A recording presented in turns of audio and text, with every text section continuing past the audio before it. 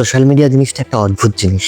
এই অদ্ভুত জিনিসটার মধ্যে আলাদা একটা অদৃশ্য ক্ষমতা আছে, যে ক্ষমতাটা আসলে চোখে দেখা যায় না, কিন্তু এর প্রভাব আমাদের জীবনে প্রতিনিয়ত ঘটে যায়। এই সোশ্যাল মিডিয়ার কল্যাণে বহু ঘটনা চাপা পড়ে যায়, আবার বহু ঘটনার সূত্রপাত নতুন করে ঘটে।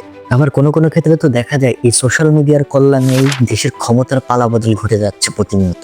অদৃশ্য এই সোশ্যাল মিডিয়ার শক্তি আমাদের মস্তিষ্কে প্রতিনিয়ত ন্যারেটিভ তৈরি করছে, যে ন্যারেটিভটা আমাদের চিন্তা ভাবনা বিচার বুদ্ধিতে প্রতিনিয়ত প্রতিফলন ফেলছে। আগে বলে নে ন্যারেটিভ জিনিসটা কি। ন্যারেটিভ হচ্ছে এমন একটা বিষয়, কোনো একটা চিন্তা ভাবনাকে আপনার সামনে এমন ভাবে রিপ্রেজেন্ট করা হবে, সেটা নিয়ে আপনি প্রতিনিয়ত চিন্তা ভাবনায় মগ্ন থাকবেন। এক কথায় বোঝাতে গেলে আপনার মস্তিষ্কটাকে নিয়ে প্রতিনিয়ত খেলা, যে খেলা আপনি অংশগ্রহণ না করলেও প্রতিনিয়ত আপনাকে অংশগ্রহণ করতেই হবে।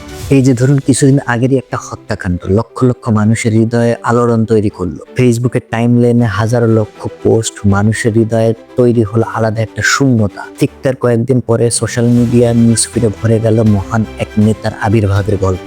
এভাবে প্রতিনিয়ত আমাদের মস্তিষ্ককে নিয়ে এই ন্যারেটিভ তৈরি করা হচ্ছে, যে ন্যারেটিভটা আমরা না চাইতেও প্রতিনিয়ত ফেস করছি।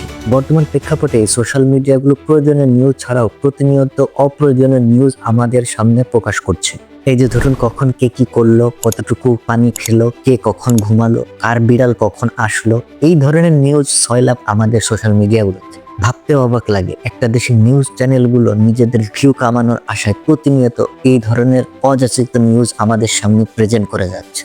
ভাইরাল আর ভিউজের নেশায় সোশ্যাল মিডিয়াগুলো প্রতিনিয়ত নিজেদেরকে উন্মাদ করে তুলেছে। হয়তো দেখবেন কাল নতুন কোনো নিউজ ভাইরাল হয়েছে, তারপরের দিন আরো কোনো নতুন নিউজ ভাইরাল হবে। আর এভাবেই সোশ্যাল মিডিয়ার মাধ্যমে বিভিন্ন ন্যারেটিভ তৈরি করে আমাদের মস্তিষ্ককে প্রতিনিয়ত আটকে দেওয়া হবে। আর এই ন্যারেটিভের সাথে সাথে ভুলে যাব আমরা অতীতে নিঃস্বার্থভাবে দেশের জন্য লড়াই করা কিছু মানুষের গল্প।